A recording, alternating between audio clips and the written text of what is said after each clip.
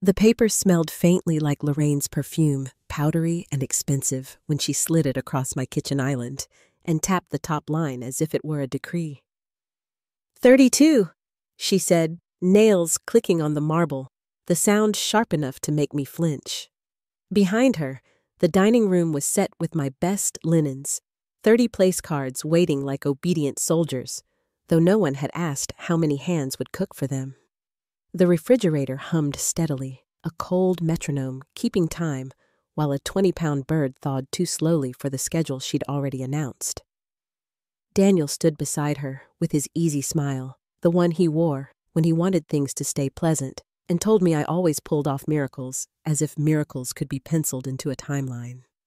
I looked down at the list again, names spilling into the margins, requests underlined in neat, insistent strokes, and felt something tilt inside me, small, but undeniable. Before I go on, tell me where you're listening from in the comments, and if stories of quiet justice help you sleep a little easier. Tap like and subscribe. Your support lets me keep sharing them.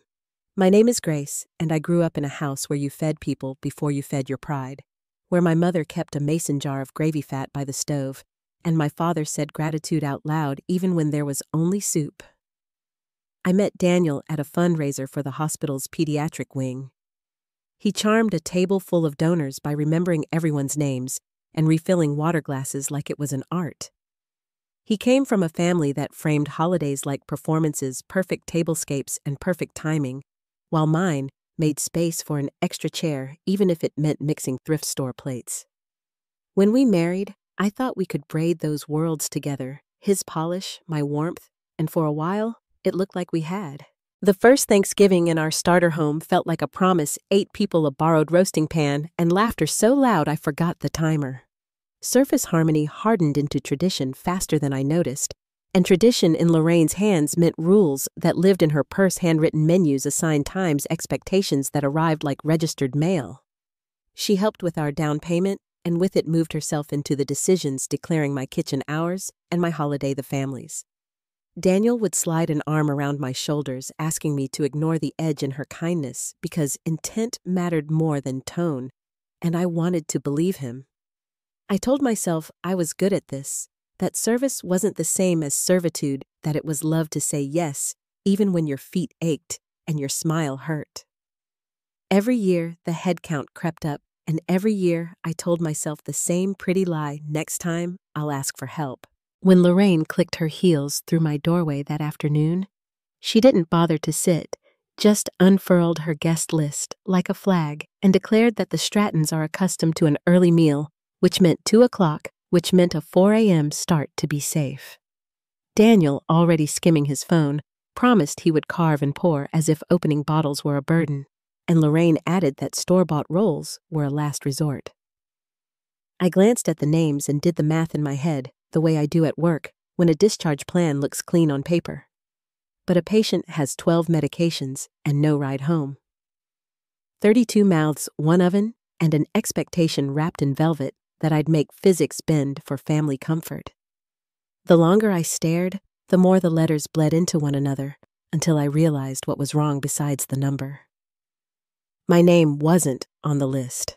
The paper list Lorraine had left behind sat on the counter long after she had gone, its edges curling slightly where my damp hands had touched it. I must have read those names a dozen times, my eyes snagging on each line as though repetition could make it easier. 32 mouths, not counting mine, because I wasn't listed among them. I was expected to feed them, keep them comfortable, anticipate their needs, and fade back into the kitchen when the dining room filled with laughter. That night, I stayed up longer than I should have, running numbers on the back of an old grocery receipt. 2 turkeys wouldn't stretch that far. 3 might. I would need hams, vegetables, and quantities that filled a cart to the brim. Rolls baked fresh, because frozen would never pass Lorraine's inspection. The arithmetic didn't just count food. It counted hours of chopping, stirring, and cleaning each one stolen from sleep I wouldn't get. Daniel found me at the table, pen in hand, forehead pressed to my palm. "You're overthinking it," he said lightly, pulling a beer from the fridge. "You've done bigger dinners before." I lifted my head. Not like this. 32 is a banquet. I don't even know how to time everything with one oven. He smiled like it was nothing. You always figure it out. Mom's right. You're amazing at this stuff. He kissed the top of my hair and left me sitting there, the word amazing echoing in a way that didn't sound like praise. The next morning, I drove to the store just as the automatic doors opened. The fluorescent lights stung my tired eyes, and the air smelled faintly of bleach and overripe fruit. I filled the cart with more than I could push comfortably: 3 turkeys, 2 hams, pounds of potatoes, bags of cranberries, endless stacks of butter and flour. The receipt printed so long it curled to the floor, the total higher than I wanted to admit. I thought about Daniel seeing the charge on our joint account and making some offhand remark about my spending, even though this was his family's feast, not mine. At the checkout, Mrs. Peterson from next door stepped in line behind me with a bag of coffee and muffins. She glanced at my overflowing cart. Hosting the whole town, she teased. I forced a smile. Thanksgiving for 32. Her face softened into something like pity. By yourself, I said the words I always said. My husband will help. She studied me for a moment, then shook her head. Honey, that's not help. That's standing on the dock while someone drowns. The words landed heavier than she knew, following me out to the car, rattling around louder than the bags in the trunk. By noon, my counters looked like a restaurant prep line. Mixing bowls stacked high, cutting boards slick with vegetables, flour dusting the stove. My back ached, my fingers burned from scrubbing. When Daniel strolled in, still in his pajamas sipping coffee, he looked around with vague admiration. Smells good already, he said. I asked him to help me lift one of the birds heavy with stuffing, but he checked his watch. I promised the guys I'd meet them for a round of golf. Just 9 holes. He was out the door before I could remind him that 9 often became 18, his casual wave trailing behind him like it excused everything. I stayed in the kitchen until the light faded. Every surface was covered, the fridge packed so tight I had to rearrange containers to make things fit. My hands were cracked raw from constant washing, and when the phone rang, Lorraine's voice carried smoothly through the line. Just checking, dear. How are preparations?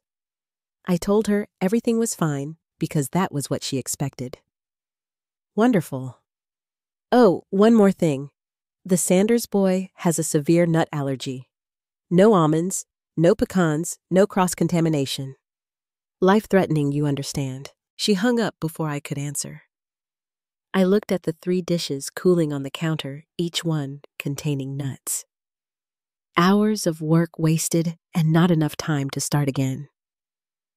When Daniel finally returned, he smelled faintly of grass and beer. He leaned against the doorway cheerful while I sat hunched at the table surrounded by lists and ruined dishes. There's a problem, I said quietly. The Sanders boy is allergic to nuts. 3 of the side dishes can't be served. Daniel shrugged. So make different versions. It's not a big deal. I lifted my head slowly, every muscle aching. I need help, not just carving turkey. I need you to cook. He blinked as if the request were strange. But you're better at it than I am. People come expecting your food. The words slipped out sharper than I intended. Then maybe they should come expecting yours. His eyes widened, caught off guard, but he recovered with a placating smile. You're stressed. I'll help tomorrow. Then he mentioned an early conference call with Singapore, something he hadn't told me about before. I sat in silence, realizing that even the hour when the turkeys needed to go in, I would still be alone.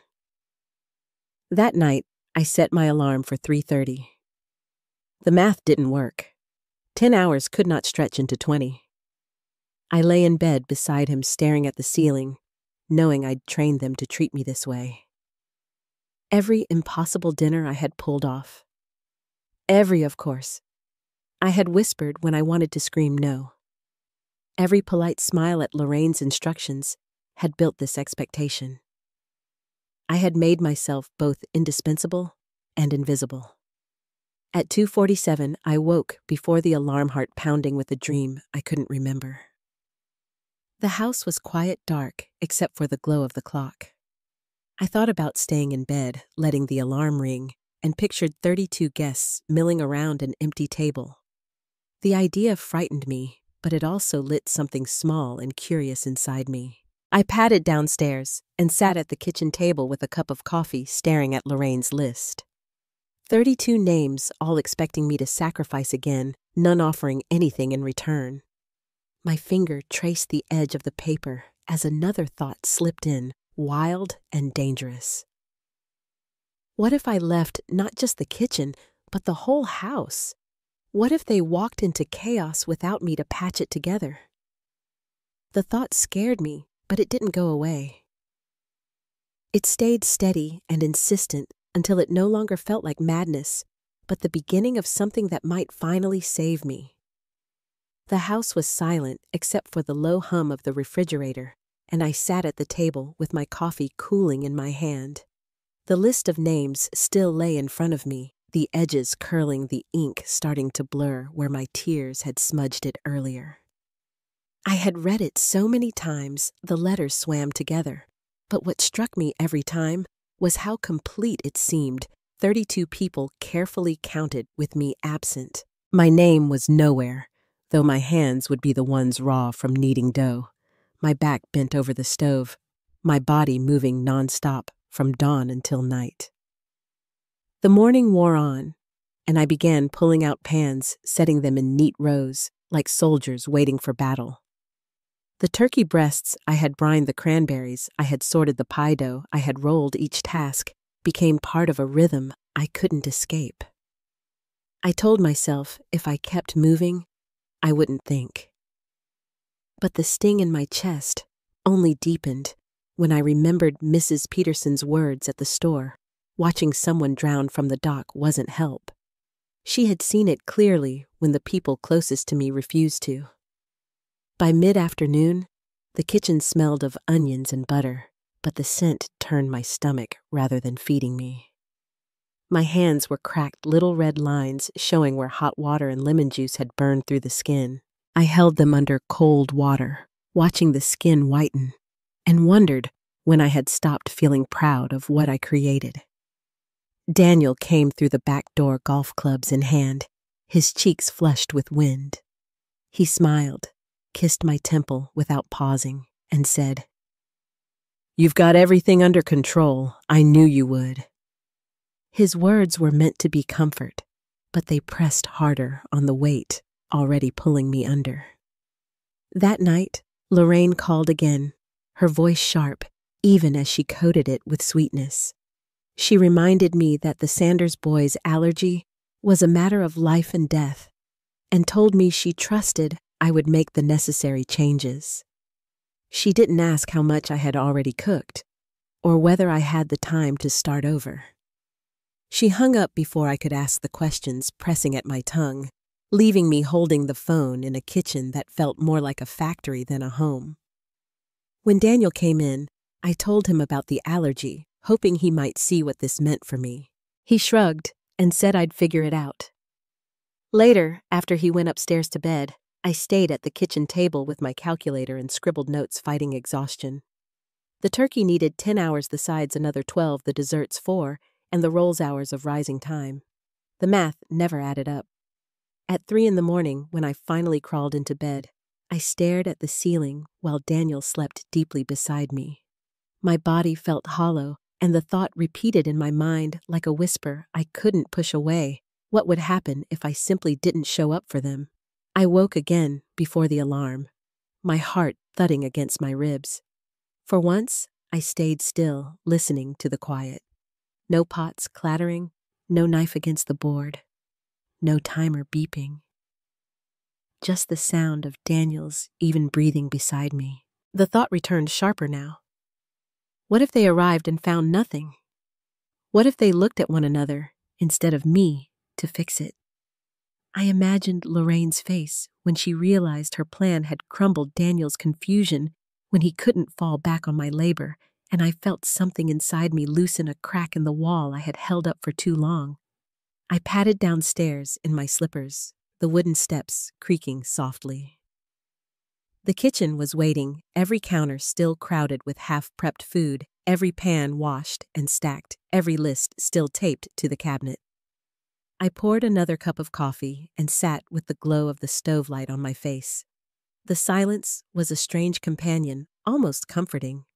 On impulse, I pulled out my phone and opened a travel site just to see. I typed in random destinations, letting the screen fill with places that had nothing to do with casseroles or tablecloths. One listing stopped me. A last-minute flight leaving before dawn, a holiday package to Hawaii of all places. The departure time nearly matched the moment Lorraine expected me to lift the first bird into the oven.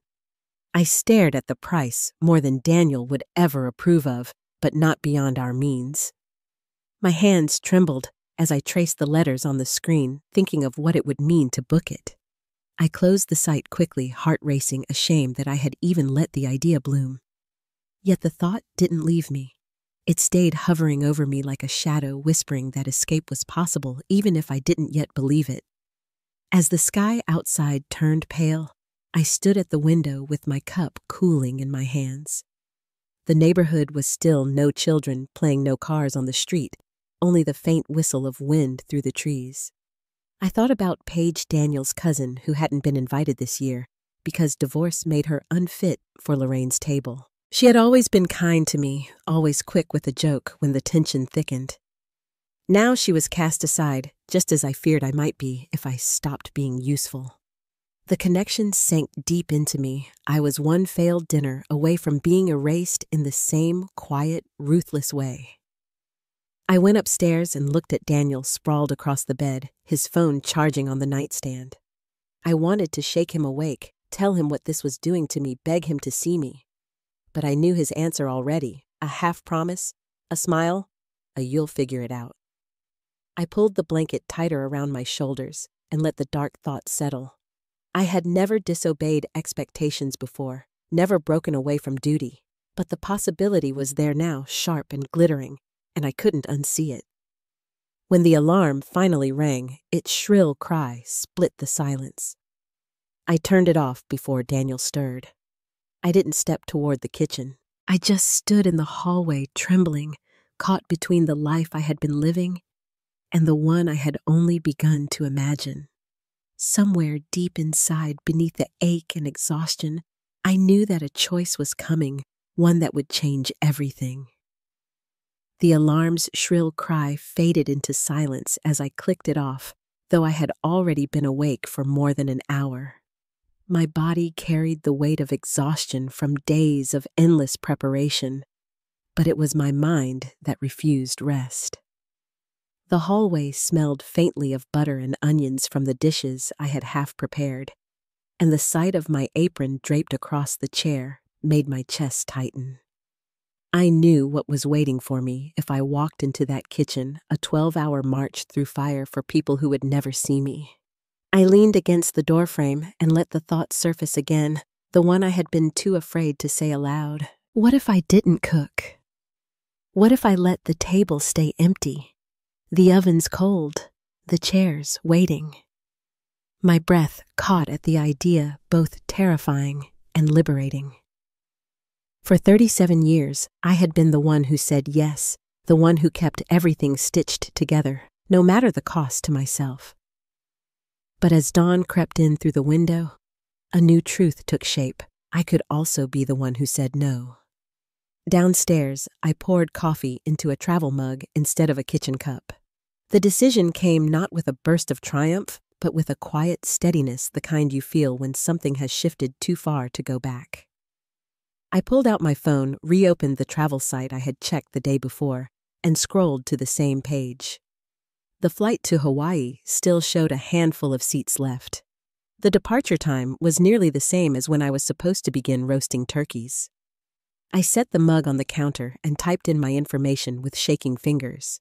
Each screen felt like a test, daring me to stop, but I pressed on.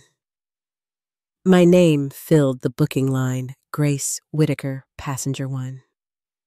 For the first time in years, I wasn't listed beneath Daniel's credit card or Lorraine's guest list. I entered the payment information and clicked confirm. The email appeared within seconds, the subject line glowing like a secret flight 512 to Honolulu. Confirmed. I stood there, the screen lighting my face, knowing my life had just turned in a direction that couldn't be undone. The suitcase came out of the closet quietly, its zipper rasping across the stillness of the bedroom. Daniel stirred once in his sleep, but didn't wake. I folded sundresses I hadn't worn in years, swimsuits tucked in the bottom drawer, sandals Lorraine once said were too casual for a Whitaker. Each item into the bag felt like reclaiming a piece of myself I had set aside. I scribbled a note and placed it next to the folded guest list on the counter. Daniel, something came up. You'll need to handle Thanksgiving dinner. The groceries are in the fridge. Grace. No explanations. No apologies. At 1:30, I slipped out the door with my bag rolling softly behind me. The night air was cold against my face, the streets empty, except for a scattering of headlights from early travelers. My hands gripped the steering wheel so tightly, my knuckles whitened, but my breathing steadied with every mile I put between myself and that house. By the time I reached the airport, the fear that I might turn around had been replaced with an unexpected calm. Inside the terminal hummed with fluorescent light and the low murmur of tired voices. The agent at the counter scanned my ticket and smiled. Heading somewhere warm for the holiday, she asked. I nodded, unable to find words, and she wished me a safe trip. As I walked toward the gate, the weight of years of obligation seemed to peel away step by step until the only thing left was my own quiet anticipation. At the gate, I turned my phone to airplane mode without checking for messages. I didn't want to see Daniel's confusion when he found my note, or Lorraine's fury when she realized her perfect dinner was unraveling. I wanted silence, at least for a little while. When the boarding call came, I rose with the others, my bag trailing behind me like a final tether. The jet bridge smelled of metal and recycled air, and as I stepped onto the plane, I felt the world shift under my feet. The seat by the window framed the darkness outside. I pressed my forehead to the cool glass as the engines roared to life. For a moment, panic rushed through me, 32 guests arriving, Daniel, pacing Lorraine, demanding answers. Then the plane lifted, and the city lights fell away, shrinking to specks below. I closed my eyes and whispered to myself, for once, it's not my problem. Hours later, the ocean stretched endless and blue beneath the wing. The first rays of sunlight glinted across the water, scattering diamonds into the waves. I unbuckled my belt, leaned back, and let the warmth of the rising day settle into my chest. I wasn't sure what would be waiting when I returned, but for the first time in years, I wasn't bracing myself for someone else's demands. I was simply breathing alive in a way I hadn't felt in far too long. When the plane touched down, the doors opened to air heavy with salt and flowers.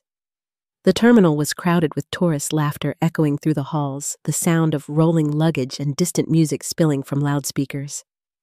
I walked through it as if I belonged there, one woman with a single suitcase, no longer defined by how well she managed someone else's holiday. Outside, the sun glared bright against the pavement, and I lifted my face to it without fear of who might be watching. The taxi smelled faintly of coconut sunscreen, the driver humming along with the radio. I gave him the hotel address from my confirmation email, my voice steady. As the car merged into traffic, I looked out the window at palm trees bending in the breeze, their shadows flickering across the glass. For the first time in years, I wasn't thinking about roasting times or seating charts. I was thinking about myself, and that felt like freedom. That evening, I sat on a balcony overlooking the ocean, a glass of something sweet and cold in my hand. The waves rolled steady against the shore, the air thick with the scent of hibiscus. Below, families gathered on the beach, their laughter carried upward by the wind.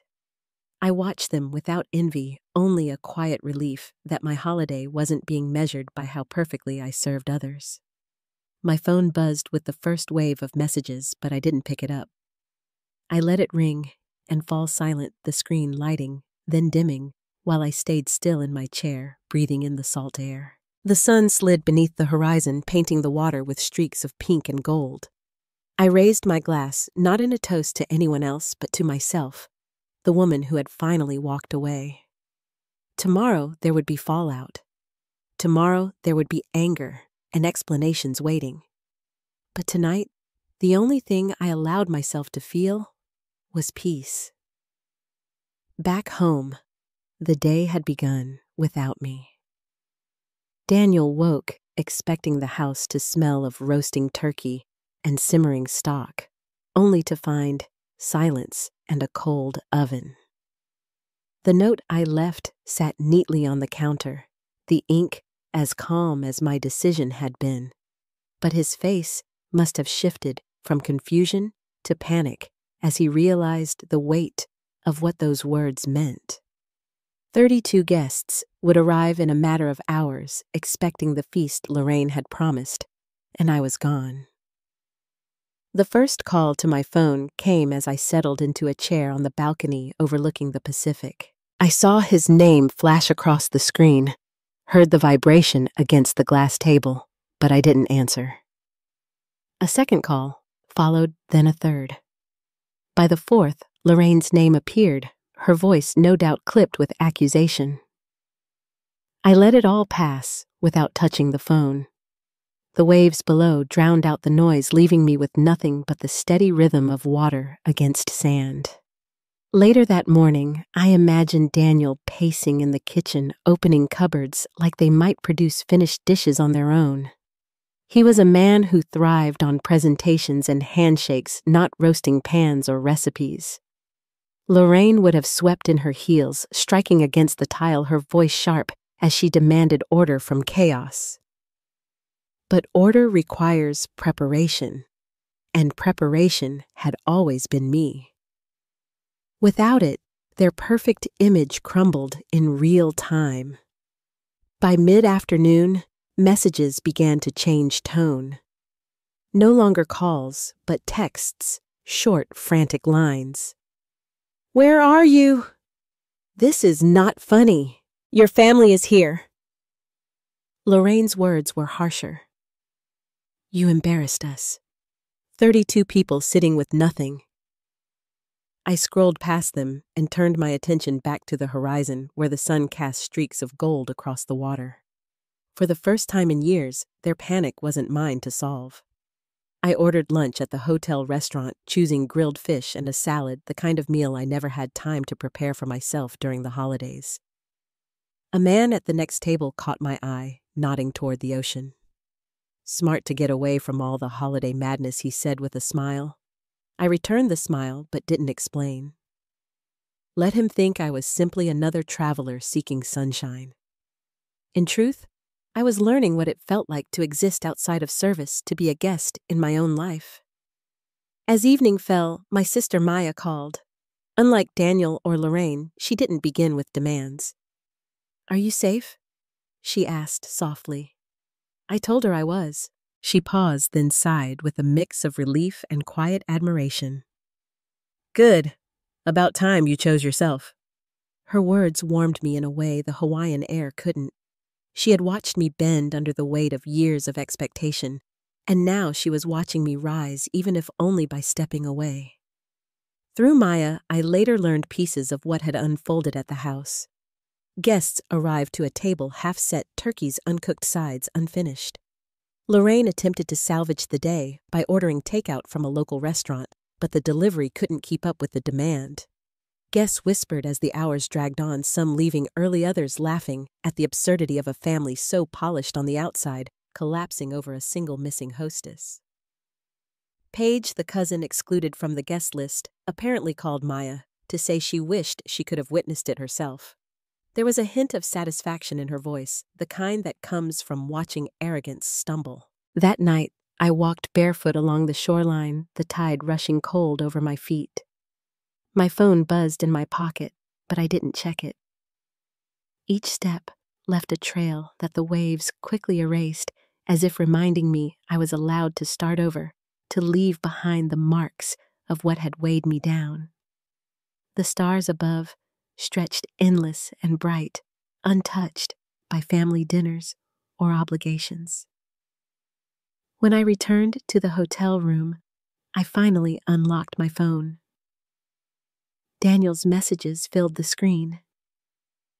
At first, they were sharp with anger, but as the hours passed, they softened into pleas. Please come back. I can't fix this without you. Then finally, I don't know what to say to them. I set the phone down, hearing his words as both truth and confession. He couldn't manage without me because he had never tried. And now, for the first time, he was forced to stand in the space I had always filled. I slept deeply that night, lulled by the sound of the ocean and the knowledge that for once, I wasn't bracing for the next demand. The morning came, bright and warm, the air smelling of plumeria and sea salt. I stretched on the balcony, the sun warming my face, and realized I wasn't afraid anymore. Lorraine's anger, Daniel's helplessness, the whispers of guests, all of it belonged to them, not to me. I dressed simply, pulled my hair back, and walked to a small cafe tucked off the main road. The woman behind the counter greeted me with a smile, offering coffee and banana bread. I sat alone at a table by the window, listening to the chatter of strangers, none of whom expected anything from me.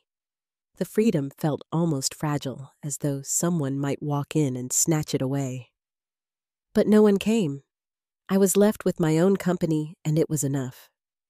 That afternoon, I returned to the beach, letting the tide lap at my ankles. My phone buzzed again, this time with a message from Lorraine. "Your little stunt humiliated us. I hope you're proud." I stared at the words, then laughed quietly, startling myself. Proud number free. That was closer. I slipped the phone back into my bag without replying. For once, silence was my answer. As the sun lowered, painting the sky with streaks of pink and violet, I thought of what awaited me back home. There would be more accusations, more attempts to pull me back into the role I had abandoned. But something inside me had shifted beyond repair. I couldn't unlearn what it felt like to breathe without permission, to wake without dread. This was the first step of something larger, a quiet defiance that had finally taken root. When I finally flew back from Hawaii, the November air in Chicago bit at my skin as though to remind me where I belonged. The warmth of the island still clung to me, but so did the knowledge that the quiet peace I had tasted wouldn't follow me home unless I made it. Daniel stood at baggage claim. His suit wrinkled, his eyes shadowed. He smiled too quickly when he saw me, as though hoping it would erase what had happened. The drive back was filled with his explanations. "You embarrassed me," he said, his tone teetering between anger and plea. "Do you know what it was like? 32 people looking at me like I'd lost control of my own house." I kept my eyes on the city lights flickering past the window, letting his words land without reply. He talked about the disaster of cold food guests, leaving Lorraine humiliated in front of her friends. It sounded like the story of a ruined party, not the story of a wife who had finally disappeared from beneath their demands. At home, the house still bore traces of that day. A stack of paper plates on the counter, empty foil pans tossed in the trash stains on the tablecloth where spilled takeout had been passed off as a feast. Lorraine's list remained on the fridge, taped firmly in place, as though refusing to admit it had meant nothing. Daniel followed me into the kitchen, his voice softer now. "You could have told me you were at your breaking point. We could have hired someone. I could have helped more." I set my suitcase down and turned to him. "You had years to notice, Daniel. You saw me work until my hands bled. You watched your mother hand me orders and you laughed it off. You never once stood between us." His mouth opened, but no words came. For the first time, I saw him not as the polished husband who charmed donors, but as the man who had let me drown while praising how well I swam. The next evening, Lorraine called. Her voice was sharp enough to cut glass. "You've damaged this family, Grace. Do you know how humiliating it was for me to face everyone while the meal you promised never appeared?" I let her speak until her breath ran out. "I never promised them anything," I said finally. "You did. You promised them on my back." Silence stretched between us before she snapped. "If you want to be part of this family, you'll never pull something like that again." My thumb hovered over the phone before I said calmly, "Then maybe I don't need to be part of it," and ended the call. That week, Maya drove over with a basket of muffins and the kind of steady presence only a younger sister can bring. We sat at my kitchen table where I had once bent over lists until my head throbbed. She studied me, her eyes kind. "So what now?" she asked. I traced the rim of my mug. "Now I stop giving them everything without asking what it costs me. Now I make them live in the space I've left behind." She nodded her quiet smile, telling me she'd been waiting years to hear those words. At work, my colleagues noticed the change before I fully did. I no longer stayed late to cover every chart, no longer volunteered for every holiday shift. One afternoon, a nurse I barely knew stopped me in the hall. "You look different," she said. "Lighter." Her words stayed with me longer than she could have guessed. The first test came 2 weeks later when Lorraine invited us to a holiday planning meeting at her country club. Daniel urged me to go to smooth things over. I agreed, but not in the way he expected. I arrived 10 minutes late, wearing a simple sweater and no apology. Lorraine sat at the head of the table with her notepad, her friends arranged like an audience. She started rattling off menus before I had even sat down. I raised my hand gently. "I won't be cooking this year," I said. The room stilled. Lorraine laughed a sharp, brittle sound.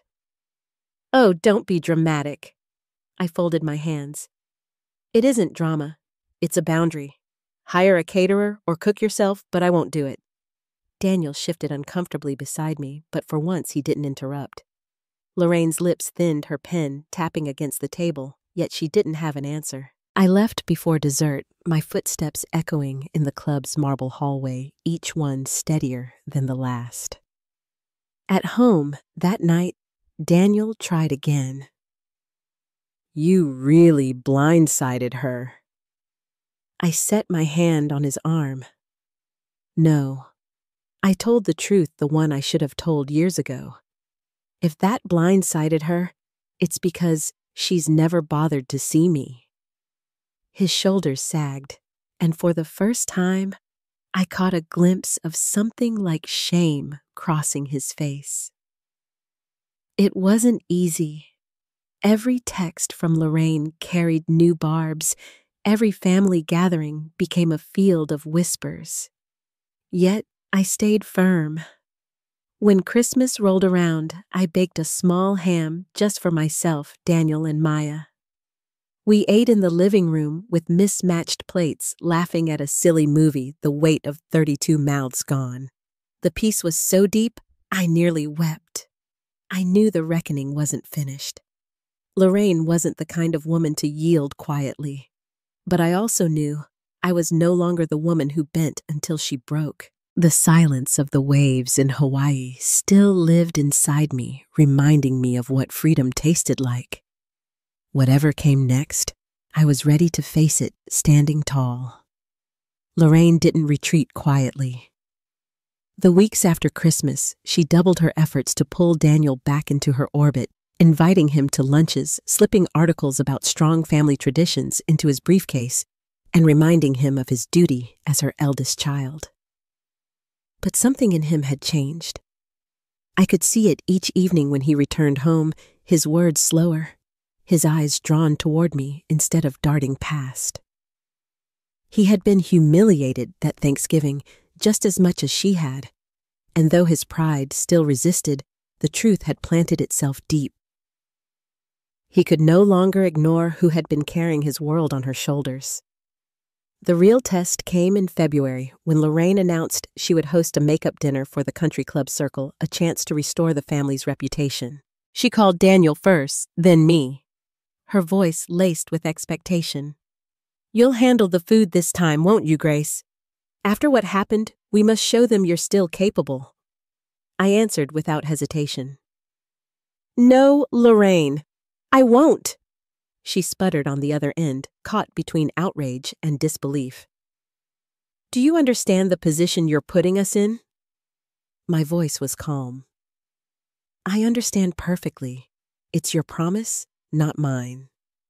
Word traveled fast. Within days, Lorraine's friends whispered about the Whitakers' fractured front, how the matriarch couldn't rein in her daughter-in-law. At work, I heard fragments from patients who had relatives at the same club, stories twisted and retold until I was painted as both villain and heroine. The more Lorraine tried to control the story, the more it slipped from her hands. Daniel grew quieter through it all. One night, he sat across from me at the table, his fork untouched. "You forced me to see things I didn't want to," he admitted. "I let her run over you because it was easier for me. But I can't unsee it now." His voice broke slightly, and in that moment I realized he wasn't just struggling with me, he was struggling with the boy he had been raised to protect his mother's image above all else. The night of Lorraine's makeup dinner arrived, and I stayed home. Daniel put on his suit and drove her there, but this time he carried no illusion of what awaited him. Later, he told me the evening collapsed before it began. Catered dishes arrived, cold servers late, and the guests restless. When they asked about me, Lorraine waved her hand dismissively, muttering about a difficult year. Daniel finally spoke. He stood before that table of polished smiles and said, "The difficulty isn't hers, it's ours. We left everything on her back, and she decided she won't carry it anymore." His words hung heavy, the kind of honesty no one expected at a country club table. Lorraine left the room soon after, her face pale, her control cracked beyond repair. When he came home, his tie loose, he looked both defeated and lighter. "I think they finally understand," he said. I reached for his hand, not as reward, but as acknowledgement. The power had shifted, and it wasn't going back. The weeks that followed felt different. Paige came by with a bottle of wine, laughing as she told me how the whispers at the club had turned from scorn to admiration. "You did what none of us could," she said. "You told her no." Even Maya, always protective, seemed to breathe easier, knowing I wasn't standing alone anymore. One evening in early spring, Daniel sat beside me on the porch as the sun set low. "I'm sorry," he said simply. "For every year I let you do it alone. For every time I thought keeping the peace was worth more than keeping you." The apology wasn't loud or dramatic, it was steady. And that steadiness mattered more than anything else. Lorraine called less often after that, her sharp edges dulled by the sting of losing control. When she did, her words were clipped formal, as though speaking to a woman she no longer recognized. I didn't mind. I had no interest in returning to the shadow she once held me under. I began making small changes in my own life, joining a yoga class with Maya, taking a weekend trip to Michigan without asking permission, even leaving work on time to walk by the lake instead of rushing home to chores. Each choice, small as it seemed, was a brick in the wall I was building between their expectations and my freedom. But I knew the story wasn't finished. Lorraine wasn't gone, only weakened, and families like hers rarely accept defeat without one final attempt to reclaim their ground. The difference now was simple. I wasn't afraid anymore. Whatever storm she tried to summon next, I was ready to meet it head on. No apron, no apologies, no silence. The storm finally passed quietly, not with shouting or slammed doors, but with silence that spoke more than any argument could. Lorraine pulled back from our lives, retreating to the country club circle that still applauded her authority, though her voice no longer carried into my home. For the first time since I joined this family, I could breathe without waiting for the next demand or the next judgment. The space she left behind was not empty. It was peace. Daniel learned slowly, but he learned. He stopped offering me promises of help and began sharing the work as a partner should. Simple moments in peeling potatoes beside me, wiping counters after dinner, or asking what I needed meant more than grand declarations ever could. Our marriage stopped revolving around appearances and began resting on truth. We still stumbled, but each time he caught himself, he looked at me differently, like he finally saw the woman who had been there all along. Maya reminded me often that I had changed the shape of our family more than anyone else could have. Paige stopped by with updates about how others whispered admiration behind closed doors, wishing they had found the same courage when they felt small. Even Mrs. Peterson from next door knocked one evening carrying a plate of cookies and said softly, "It feels different here now. Lighter." I realized she was right. A home reflects what it holds, and ours no longer held quiet resentment. The following Thanksgiving looked nothing like the ones before. Just 8 of us around the table, each person bringing a dish, each person clearing their own plate. The laughter was unpolished, the food imperfect, but the warmth was genuine. I remember looking across the table at Daniel helping our neighbor pour wine, and my chest filled with something steadier than relief. It was gratitude. Not for perfection, not for approval, but for the chance to live honestly. In the end, the lesson was simpler than I ever imagined. People will take from you as long as you let them. Love does not mean becoming invisible, and family should never require the sacrifice of your worth. Boundaries are not walls that shut others out. They are the doors that keep your dignity intact. I had lost years trying to be enough for people who would never notice, but in choosing myself, I found not only freedom, but also the relationships that mattered most. I don't regret the day I walked away. That choice was the seed of everything that bloomed after the quieter home, the stronger marriage, the truer sense of self. Justice, in my case, wasn't about revenge. It was about finally refusing to disappear. Before we close, I'd love to know, have you ever reached a moment when you realized enough is enough? Share your thoughts in the comments, and if you'd like to hear more true family stories, stay connected here.